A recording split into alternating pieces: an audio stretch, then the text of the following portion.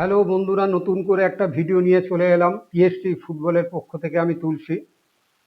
গতকাল তোমাদের জন্য যে ভিডিও তৈরি করেছিলাম, ইস্টমন মোহনবাগান সুপার কাপে আরব সাগর তীরে দুইটি মুখোমুখি হবে এ কথা দিয়ে তোমাদের একটা ভিডিও আমি তোমাদের সামনে উপস্থাপন করেছিলাম। সেই ভিডিওর মূল বিষয়বস্তু ছিল যে ইস্টবেঙ্গল প্রথম একাদশ কি হবে, মোহনবাগানের প্রথম একাদশ কি হবে। সামগ্রিকভাবে সেই চিত্রটা আমি ওই ভিডিওতে তুলে দিয়েছিলাম তোমাদের কাছে। এবং মোহনবাগান সুপার জায়ান্টের কোচ মলিনো এবং ইস্টবেঙ্গল অস্কার আজকের গতকাল যে ম্যাচটা হয়েছিল কি পরিকল্পনা নিয়ে মাঠে নামবে এবং কি স্ট্র্যাটেজি থাকবে তাদের, প্রথম একাদশে কারা কারা থাকবে, সবটা নিয়েই আমি তোমাদের কাছে তুলে ধরেছিলাম। এবং সেই সময় আমি বলেছিলাম যে খেলা তোমরাও দেখবে, আমরাও দেখবে এবং অগণিত সমর্থকরাও দেখবে। তারপর তোমাদের সাথে আমি মিলিত হব, পুরো ম্যাচটার রিভিউ পর্যায়ে নিয়ে এসে কিভাবে কি রকম কাটাছাড়া করে কি বুঝলাম, দু টিমের ভারসাম্য কোন জায়গায় কি অভাব, কোন জায়গায় কি মেরামত করতে হবে এবং কোন টিম কোথায় পাল্লা ভারী, এই সমস্ত রিভিউ পার্টটা আমি তোমাদের কাছে রাখবো বলে আমি আজকের এই ভিডিওটা করা। সুতরাং আমি ভিডিও ঢোকার আগে তোমাদের কাছে যে কথাটা বরাবর বলে থাকি, যে ইতিমধ্যে যারা পিএসটি ফুটবলকে ভালোবেসেছো, একটা পরিবারের মধ্যে ঢুকেছো, সমর্থন করেছো, ভালোবাসা দিয়েছো, তাদেরকে অসংখ্য ধন্যবাদ। কিন্তু যারা নতুন, তাদের কাছে আমার একান্ত আবেদন যে এই পিএসটি ফুটবলের সাথে থাকো। যদি এই বিষয়বস্তু তোমাদের ভালো লাগে তাহলে পিএসটি ফুটবল চ্যানেলকে সাবস্ক্রাইব করো। সাবস্ক্রাইব করবার জন্য উপায় দেখবে তোমাদের ইউটিউব আমার চ্যানেল পিএসটি ফুটবল, তার পাশে বেল যে আইকনটা আছে সেই আইকনটাকে আলতো করে স্পর্শ করে দিয়ে, তাহলেই দেখবে যখনই আমি যে সমস্ত ফুটবল সংক্রান্ত, ভারতীয় ফুটবল সংক্রান্ত যে সমস্ত বিষয় আমি যখনই এগুলো ভিডিও আপলোড করব, সবার আগে তোমাদের কাছে নোটিফিকেশন চলে যাবে। তাহলে তোমরা সেই সময় ভারতীয় ফুটবলের সমস্ত আপডেটের সঙ্গে নিজেকে সম্পৃক্ত করতে পারবে। চলো আর দেরি না করে গতকালের ম্যাচে অ্যানালিসিস, কাটাছাড়া, মূল্যায়ন যাই বলো সেই বিষয়ে আমি ঢুকে যাই। প্রথম কথা হচ্ছে যে কালকে দুটো টিমের মধ্যে এই বিষয়টাই ছিল যে মোহনবাগান হোস্ট মলিনোকে ম্যাচ জিততেই হবে। কেন, সুপার কাপে ইস্ট বেঙ্গল যে আগের খেলাটা যেভাবে ডেম্পোকে 4 গোল মেরেছে, কনসিড করেছে ডেম্পো, তাতে ইস্ট বেঙ্গল লিগ টেবিলে ফরমেশনের অনুযায়ী এ গ্রুপে মোহনবাগান থেকে গোল অ্যাভারেজে এগিয়ে ছিল। ইস্ট বেঙ্গলকে ড্র করলেই চলতো, ইস্টবেঙ্গল সেই গ্রুপ থেকে চ্যাম্পিয়ন হয়ে চলে যেত। এটা হচ্ছে ইস্টবেঙ্গলের অবস্থা ছিল। মোহনবাগানের অবস্থা গোল অ্যাভারেজে ডাউন থাকার ফলে গোল কনসিড কম করেছে, কিন্তু গোল দেওয়ার ক্ষেত্রে মোহনবাগান অনেক পিছিয়ে ছিল ইস্টবেঙ্গলের থেকে। তাই টুর্নামেন্টে সুপার কাপের নিয়ম অনুযায়ী যে টিম বেশি গোল দিয়েছে আর গোল কম খেয়ে তার ভাগাভাগি বা তার মাইনাস প্লাস করে যেটা বেশি হবে সেই অনুযায়ী সেই টিম পয়েন্ট বেশি হবে। সেই ক্ষেত্রে ইস্টবেঙ্গল বেশি পয়েন্ট, ইস্টবেঙ্গল ড্র করলে ইস্টবেঙ্গলে চলতো। মোহনবাগানকে জিততে হবে, এই জায়গায় নেমে দুটো টিম মাঠে নেমেছে। কিন্তু সেই জায়গায় আমরা কি দেখলাম? আমরা দেখলাম বিশ্বে যে কোনো টিম, বড় বড় কোচের যদি আমরা দেখে থাকি, এবং আমাদের দেশেও দেখেছি অতীতে পিকে ব্যানার্জি এবং অমল দত্ত, তারাও যে সময় এই সমস্ত কোচিং করিয়েছে বড় টিমে, তারা একটা কথা বারবার বলতো যে ড্রয়ের মানসিকতা নিয়ে যদি এই মাঠে নামি তাহলে সে ম্যাচ হারের সমান, এবং পরবর্তীকালে দেখা যায় হেরেই সাজঘরে ঢুকতে হয়েছে। আমি এখান থেকেই তাহলে শুরু করি। মোহনবাগানের কালকের যে খেলা দেখলাম, হোস্ট মলিনোর টিমে সেই সঞ্চারিত করতে পারেনি। মোহনবাগানকে দেখে কখনোই মনে হয়নি যে ম্যাচটা বেচবার জন্য মাঠে নেমেছে।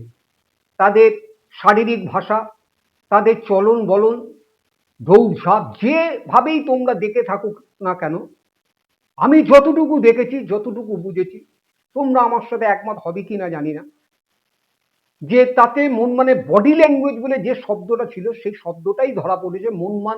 মানসিকতার মধ্যে যে জেতার যে তাগিদ, জেতার যে লড়াই, এই মনমানকে সেই মনমান বলে কালকে মাঠে মনে হয়। এবং আগের দিন আমি তোমাদের ভিডিওটা তোমরা একটু খুলে দেখে অ্যানালিসিস করতে, আমি যে টিমের ফরমেশন বলেছিলাম সেই টিমই ফরমেশন কিন্তু গতকাল ম্যাচে আমরা দেখেছি। ইস্টবেঙ্গলের যে ফরমেশন বলেছি, মনমানের যে ফরমেশন বলেছি, সেই ফরমেশনই খেলিয়েছে। এবং এটাও আমি বলেছিলাম, হোস্ট বলিল সবাই বলবে, সব ইউটিউবার এই কথাটা বলে থাকবে যারা একটু খেলাধুলোর মধ্যে ভাবনা চিন্তা করে, কভার করে, যে এখানে কোনো দিন ইস্টবেঙ্গল মানে অন্য কোনো কোচ পরীক্ষার নিরীক্ষার মধ্যে যাবে না। হোস্ট মলিনও যায়নি, কিন্তু যে টিমটা বলেছিলাম সেই টিমই খেলেছে। কিন্তু এ কি দেখলাম মনমানের টিমে, এটা তো নির্দ্বিধায় বলা যায় যে মনমানের গত 2 দশক মনমান ইস্টবেঙ্গল যখন খেলা আরম্ভ শুরুর আগে যে দাপট মনমান প্লেয়ারদের দেখা যেত, তাহি রফ তুলে দিত ডিফেন্সের, অপোনেন্ট ডিফেন্সের মধ্যে। মনমান উইং প্লেকে যেভাবে সচল লাগতো, সেই মন মানুষের কালকে মেলানো যাচ্ছে না, যায়নি। আমি যদি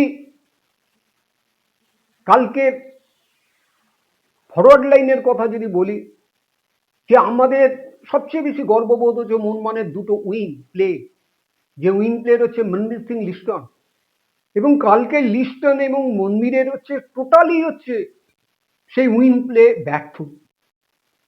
এবং আমি জানি না এরপর সময় এসেছে কিনা লিস্টন কোলাসো, কাল যা খেলা দেখে আমার মনে হয়েছে, এবং সেই দুটো সাইড ব্যাক হচ্ছে ইস্টবেঙ্গলের জয় গুপ্ত এবং হচ্ছে রাকিব, দুজনই তাদের ম্যান মার্কিং শুধু না, তাদের প্রতিটি মুভমেন্টের পেছনে তাদের কভার করে তারপর অপোনেন্ট টিমের উপর অ্যাটাকে চলে গেছে। সেই যে অ্যাটাকে যাওয়ার সময় কখনোই মনবীরকে আর লিস্টনকে নেমে তাদের ডিফেন্সিভ করার রোল ছাড়া ফরওয়ার্ড লাইনের যে একটা এক্সট্রা রোল আছে, সে রোল আমরা কালকে দেখতে পাইনি। এ লিস্টন মনবীরকে এ খেলা আমরা কোনদিন ভাবতে পেরেছি? এ ঘটনা কালকে আমাদের দেখতে হবে। সুতরাং এখন সময় এসে গেছে মনমানের, যে খেলা শুধু তো এই সুপার কাপ না, তার আগে শিল্ড, তার আগে টুর্নামেন্ট, সব টুর্নামেন্টে মনমানের যে দলবদ্ধ সংহতি যে একটা ছিল, যে খেলা, সেই খেলা মনমানে কালকে চোখে দেখা যায়নি। এবং যে কথাটা আমি গত ভিডিওতে বলেছিলাম, যে এই সমস্ত বড় ম্যাচে সেই দিন রাজা যে মাঠকে কন্ট্রোল করবে, কন্ট্রোলের মধ্যে দিয়ে যে মাঠে বিচরণ করবে, এমন প্লেয়ার সেখানে যদি খেলতে পারে, তাহলে সেই দিন সেই ম্যাচ উইন এবং সেই ম্যাচকে এগিয়ে নিয়ে যায়। এবং এটাই আমি বলেছিলাম যে এই মাঝের ক্ষেত্রে ইস্টবেঙ্গল অনেকাংশেই এগিয়ে আছে, এবং এগিয়ে আছে শুধুমাত্র 3টে প্লেয়ারের নামে আমি বারবার ঘোষণা করেছিলাম: সাউল ক্রেসপো, মিগুয়েল এবং রশিদ। কালকে অসাধারণ পারফরমেন্স। মিগুয়েল যেভাবে পেনিট্রেট করেছে, যে বাঁ পায়ে যেভাবে মনমানের মহেশকে সামনে রেখে আর ওইদিকে হচ্ছে বিপিনকে সামনে একের পর এক উইং প্লে করে দিয়েছিল প্রথমার্ধে 45 মিনিটে, তাতে যে কোনো সময় বিপিনের একটা হেড পোস্টে লেগে প্রতিহত হয়, এবং একটা হামিদ একটা বল, সে বলটা বারের ওপর দিয়ে চলে যায়। মানে অসংখ্যবার যেভাবে গোলের মুখ খুলে যখন তখন ইস্টবেঙ্গল সেই গোল হয়ে যেতেই পারত। সেই ফার্স্ট হাফে 3-0 হয়ে গেল, কোনো অবাক করা ছিল না। শুধুমাত্র কি না, মনমানের অ্যাপ্রোচের জন্য কোচের এর পুরো দায় দায়িত্ব নিতে হবে।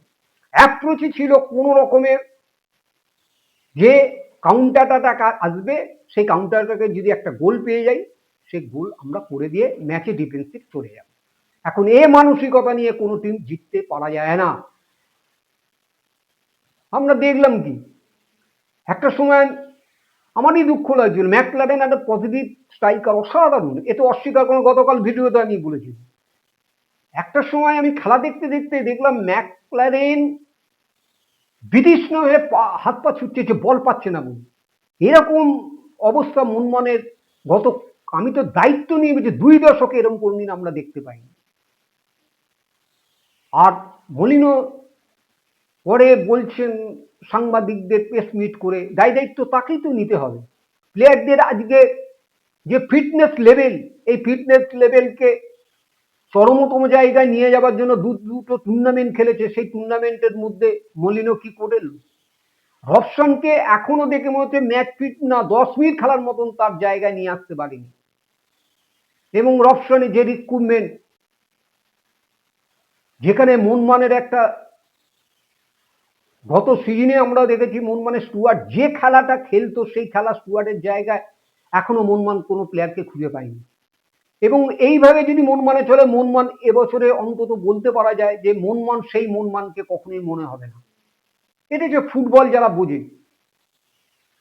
সেখানে মনমানের আজকে দেখলাম সেই অনিরুদ্ধ থাপা এবং আব্দুল সামাদ, সেই অনিরুদ্ধ থাপা আব্দুল সামাদ নিঃসন্দেহ বড় ভারতীয় ফুটবলের মানদণ্ড অনুযায়ী। কিন্তু এটাও মাথায় রাখা উচিত ছিল মনমান অফিসিয়ালদের, যে আব্দুল সামাদ এবং অনিরুদ্ধ থাপা চেন্নাই এবং বেঙ্গালুরু এফসি, যে Chennai Bengaluru FC peak time সেখানে দিয়ে চলে এসেছে এবং মনমানও দিল অনেক বছর। এখন এই টিম তার সাথে যে বিদেশি, তাদের পারফরমেন্স যদি এত তলানিতে থাকে, তাহলে মনমান এই ফুটবল বেশি আর কখনোই সেই মাত্রায় পৌঁছতে পারবে না। এটা হচ্ছে আমার অ্যানালিসিস কালকে যা ফুটবল দেখে। এবং আমি কিন্তু এই অ্যানালিসিসটা করছি কালকে খালি ইস্টবেঙ্গল সুপার কাপে মনমানের এই খেলা দেখে না, এতদিন অপেক্ষা করেছিলাম যে দুটো টুর্নামেন্ট খেলার পর মনমান প্লেয়ারদের ফিটনেস লেভেলে যে জায়গায় এসে দাঁড়িয়েছে, প্লেয়ারদের গুণমান নিয়ে যে প্রশ্ন এসে দাঁড়িয়েছে, আজকের খুব দায়িত্ব নিয়ে বলতে পারি দিমিত্রিয়া পেত্রোদাসকে দিয়ে আর মনমানের কোনো কাজ হবে না। দিমিত্রিয়া পেত্রোদাস এমন অবস্থা হয়েছে, রাকিবের মতন প্লেয়ারের জায়গা বল পেয়ে রাকিব তাকে পেছনে ঠেলতে ঠেলতে নিয়ে গিয়ে সে পেত্রোদাস পেছনে গিয়ে সেই ডিফেন্স সেন্ট্রাল ডিফেন্ডারের পাস বাড়াতে হচ্ছে। এ পেত্রোদাসকে কি মনমান সমর্থকরা কোনোদিন দেখেছে, চিনেছে, জানতো? সুতরাং মনমানের আজকের যদি এই জায়গায় মনমান আজকে হেরে গেছে এবং এর সম্পূর্ণ দায় দায়িত্ব নিতে হবে হোস মলিনোকে। মলিনো যেভাবে টিমকে যা চেয়েছে, মনমানের টোটাল ম্যানেজমেন্ট সেই টিম তুলে দিয়েছে, স্টুয়ার্টকে রাখতে যায়নি, তাই স্টুয়ার্টকে ছেড়ে দিয়েছে, তার পরিবর্তে রবসন।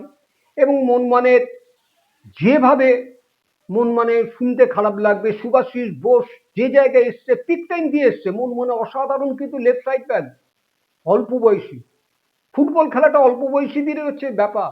আজকের ইন্টারন্যাশনাল আন্তর্জাতিক মানের যদি ফুটবলের দিকে আমরা একটু তাকাই, তাহলে তোমরা দেখবে যে আন্তর্জাতিক ফুটবলে স্পেন যে দাপুটের সাথে ফুটবল খেলছে কয়েক বছর ধরে, সেই স্পেনে কিন্তু সমস্ত তরুণ উঠতি প্লেয়ার, সব দেশে তরুণ উঠতি প্লেয়ার যদি সেখানে সংখ্যাগরিষ্ঠ বেশি থাকে, অভিজ্ঞ প্লেয়ারের যদি সংমিশ্রণ ঘটায়, সেই টিম সাকসেস হয় এবং সেটা বারবার প্রমাণ হয়েছে। তা সেই জায়গায় মনমানের সিনিয়র প্লেয়ার থাকতে মনমানের সুভাশিসের জায়গায় টেকচাপ অভিষেক সিংহের মতন প্লেয়ারকে এত ঢাক ঢোল পিটিয়ে নিয়ে আসলো, সেই প্লেয়ারকে আজকে টুর্নামেন্টে একবারও দেখতে পাচ্ছে না। সুভাশিসের কি আর সেই সময় আছে যে সময় দিয়ে এসছে, পেরিয়ে এসছে? এখন মনমান সামগ্রিকভাবে যে ফুটবলটা খেললো, সেই ফুটবলে ডকরার মানসিকতা কখনোই জেতার মনে হয়নি আমার, অন্তত কালকের বিশ্লেষণ আমার। মনমানের খেলায় আমি পুঙ্খানুপুঙ্খ দেখেছি এবং মনমানের মাঝ মারতে যদি ইমিডিয়েট মেরামতি যদি না করতে পারে, তাহলে মনমান কিন্তু এবছরের টুর্নামেন্টে সেই মনমান গত 2 বছর ধরে যে দাপটের সাথে, যখন ইস্টবেঙ্গল মনমান খেলা হতো, অতি বড় স্পর্শকর্তা ওটা কল্পনা করতে পারতো না যে মনমানের সাথে ফার্স্ট হাফে নেমে 45 মিনিট মনমানের ডিফেন্সে তাহিতাই রথ তুলে দেবে, একের পর এক আক্রমণ তুলে আনবে আর মনমান ডিফেন্ডাররা সেই আক্রমণ রুখবে, এরকম একটা চিত্র, এরকম একটা খেলা অতি বড় ইস্টবেঙ্গল সমর্থকরা কেউ কোনো কল্পনা করতে পারতো না। গতকাল খেলা দেখে এবং তার আগের খেলাগুলো দেখে বোঝা যাচ্ছে যে ইস্টবেঙ্গল এবার খুব ভেবে চিন্তা ভাবনা করে এবং প্রি সিজনটা অনেক টাইমে নিয়ে অস্কার দুজন একটা সঠিক পরিকল্পনা নেওয়ার মেরামত এবং তার ফলাফল এখন পাচ্ছে। এবং যে মাঝ করেছে এবং আগামী আইএসএল এ বোঝা যাচ্ছে যে আইএসএল এ ইস্টবেঙ্গলের যে সুপার সিক্স তো না 9-10 শেষ করতো, এবার অন্তত যে কোনো টিম সুপার কাপে চ্যাম্পিয়ন, সুপার কাপে যে কোনো টিমকে ভালোভাবে প্রবল প্রতিপক্ষ হিসেবে বিবেচনা করবে, এরকম একটা খেলা তারা প্রদর্শন করতে বাধ্য হবে অন্যান্য কোচরা।